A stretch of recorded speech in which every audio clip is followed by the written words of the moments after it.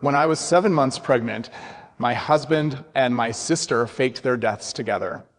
They leaped from a high mountain, leaving no trace behind. Just as I stood there in shock, lines of text suddenly floated before my eyes. Poor Maria, Reed and Georgia only faked their deaths, but she has to raise the baby and take care of both sets of parents alone. She'll work herself to death before she's even 35.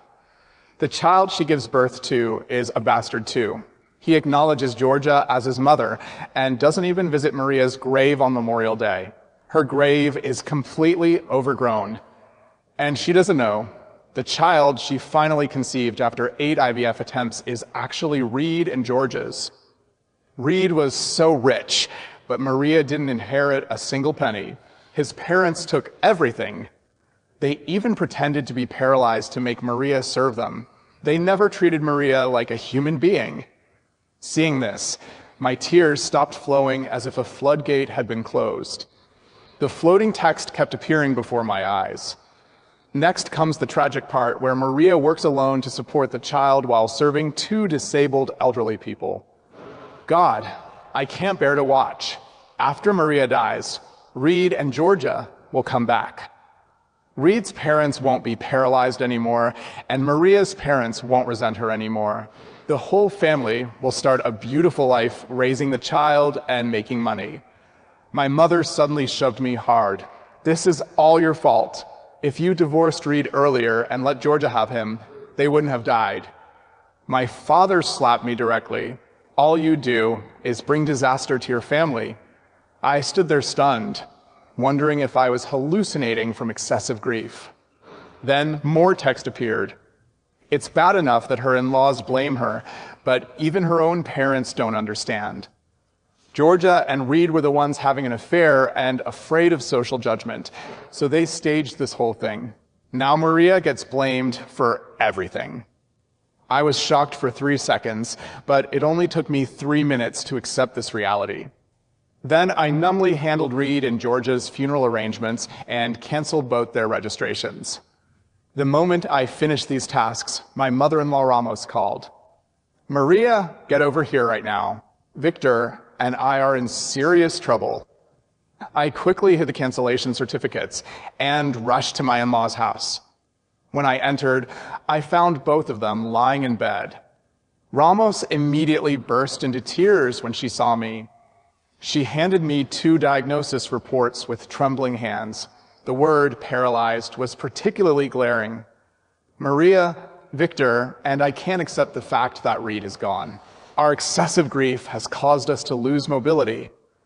From now on, we can only rely on you to take care of us. At that moment, text started floating crazily before my eyes again. These 2 old people are perfectly healthy, but they're pretending to be paralyzed to make Maria serve them. Maria has to feed them, bathe them, and handle their waste every day, and they curse at her constantly. Maria faints from exhaustion several times, nearly losing the baby. It would be better if that bastard child was never born. Otherwise, Maria will have to work 3 jobs to support him and serve the 2 old people, and she'll die suddenly while delivering food. My father-in-law Victor shouted impatiently, "Did you hear what your mother said?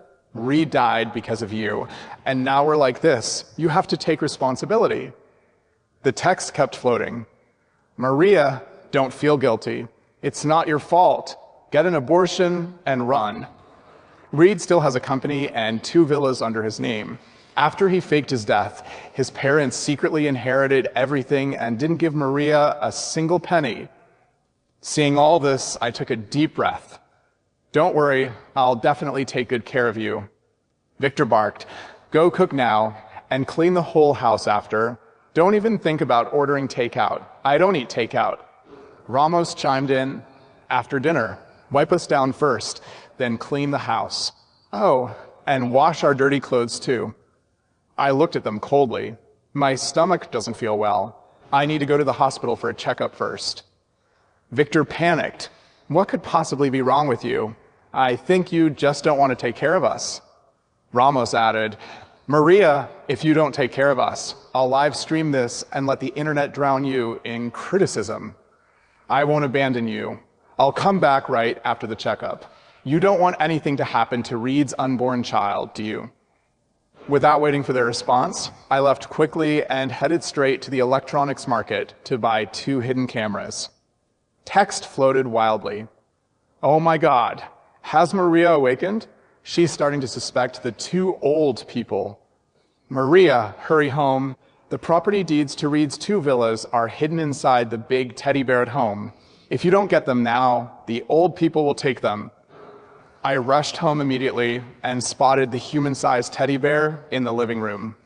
Reed had given it to me when I first found out I was pregnant. I quickly unzipped the back of the bear, reached inside, and felt around until I finally found 2 property deeds. My heart was racing after retrieving them. These 2 villas were in prime locations with excellent square footage, worth over $20 million. Maria couldn't even pay her son's $200 tuition and cried every day. She couldn't even afford to eat bread and fainted from hunger. But this scumbag had so much money and didn't leave any for his wife and child. He deserves to die. Reed and Georgia are currently in a hot spring hotel abroad taking bubble baths together. They're living it up. I pulled out my phone and called a real estate agent. Hello, real estate sales? I want to sell property. Right after listing the 2 villas with the agency, Ramos called again. Maria, it's almost dark. Why aren't you back yet? Victor and I can't take care of ourselves. Get back here and serve us now. Okay, I'm coming back now. I returned home with the 2 hidden cameras. When my in-laws heard me opening the door, they immediately went back to lie in bed. This gave me the opportunity to place a camera in the living room. Victor shouted, "Hurry up and cook. Are you trying to starve us?" I responded quickly and went to the kitchen to prepare food. After cooking, I brought the dishes into their room and struggled greatly to help both of them sit up. Ramos demanded I feed her. I had just brought the spoon to her mouth when she screamed, "Are you trying to burn me?" She swung her hand and knocked the bowl over, spilling food all over my head and face. The floor was covered in soup. I took the opportunity while cleaning up to place the hidden camera in the bedroom as well. Victor put down his fork. This fried chicken is too greasy, and we need 6 dishes for meals. You're just giving us 1 roasted chicken to get by. You have no conscience. Hum snorted. Don't feel wronged. Reed died because of you. Everything you're doing now is atonement. Hurry up and clean up the dishes, then wash the sheets and clothes and mop the floor too. There's still so much work to do. I obediently replied, I'll try my best to satisfy you. After they finished eating, I was cleaning in the living room. Suddenly, I heard Ramos shout, "Maria, get in here. I need to use the bathroom." I dropped the mop and ran over immediately, but it was too late. A foul stench filled the bedroom. "Can't you move faster? I already soiled my pants. Clean it up now." I suppressed my anger and maintained my patience. "I'm sorry. I'm already 7 months pregnant, so I can't move as fast as a normal person." I rushed over as quickly as I could. "So now you're blaming me for not being able to hold it in." She grabbed the water glass from the nightstand and threw it at me hard. The glass hit my forehead directly.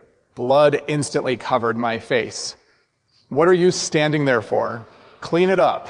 A little cut on your head won't kill you." I swallowed my anger and cleaned up despite the extreme nausea. Victor shouted from the room, "Hand wash Ramos's pants and sheets. Don't use the washing machine. It's not sanitary." By the time I finally finished cleaning up and my but barely touched the sofa, Ramos said, "What time is it? You should go home now. Victor and I need to rest. Come back early tomorrow." My in-laws' house had 2 bedrooms, but they clearly had no intention of letting these stay overnight. I opened the door and left. The floating text appeared before my eyes again. These 2 old people deliberately soiled themselves to disgust Maria. It's so late, and they still won't let her stay. They're pure torment. There are no buses outside now. Maria has to take a taxi to get home. But Maria chooses to walk home to save money. It takes her 2 hours to get there. Later, Maria bought a car to deliver food, but these two deliberately punctured her tires. Maria was cursed with 8 lifetimes of bad luck marrying into their family. These two old bastards clearly know Reed isn't dead, but still deliberately torture Maria. They're not even human. Why don't they just die? I laughed coldly. You two old bastards, be as arrogant as you want. Everything you're doing now will become a boomerang that stabs you hard. The next morning at 4 o'clock, Ramos called again. Are you here yet? Victor and I are waiting for you to handle our bathroom needs. Hurry up. If we can't hold it and soil the bed, don't blame us. I connected to the surveillance in the old people's house with my phone. Both of them were walking around the living room, not looking paralyzed at all. No choice. For now, I had to keep acting with them. I served my in-laws diligently for a week until finally, that afternoon, I received news that buyers had been found for the villas. Taking advantage of the two old bastards' afternoon nap, I sneaked out to meet the buyers. My asking price was already below market value, so the deal went through smoothly. The moment I received the $20 million in payment, my anxious heart finally settled. In the afternoon, my in-laws called my phone dozens of times. I turned it off directly. When I returned in the evening, I brought someone with me. As soon as I entered, I heard the sound of things being smashed. Where did you run off to?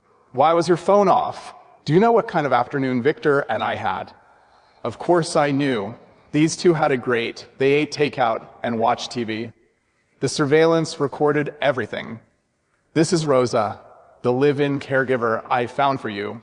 From now on, she'll take care of you full-time. Victor immediately objected. No way. How can an outsider serve us properly?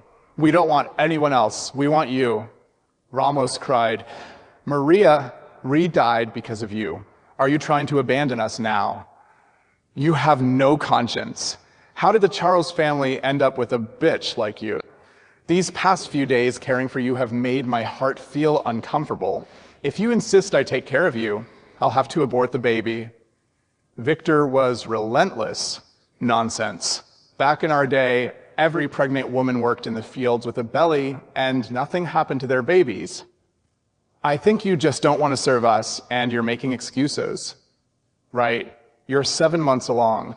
The fetus must be stable by now. No matter what you say, this child is Reed's unborn baby and my life. I have to protect him. I turned and left without looking back, no matter how much they shouted.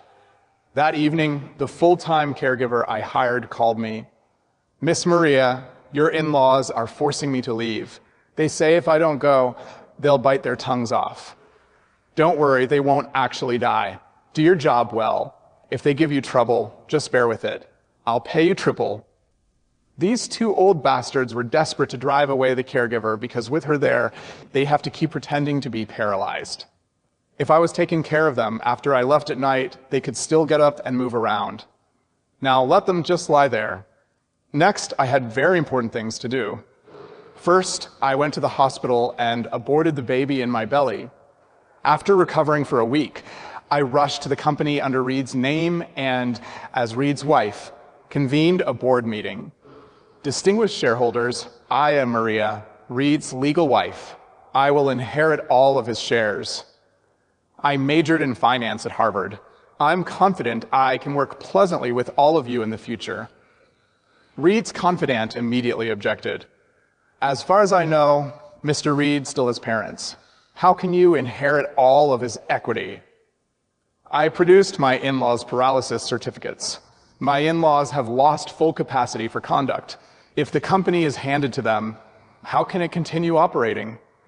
Moreover, I'm a Harvard graduate with honors, while my in-laws only have middle school education. It's quite clear who should inherit the company. The confidant still objected. What do you mean they've lost capacity? That's just your side of the story. I directly projected the surveillance footage from home onto the screen.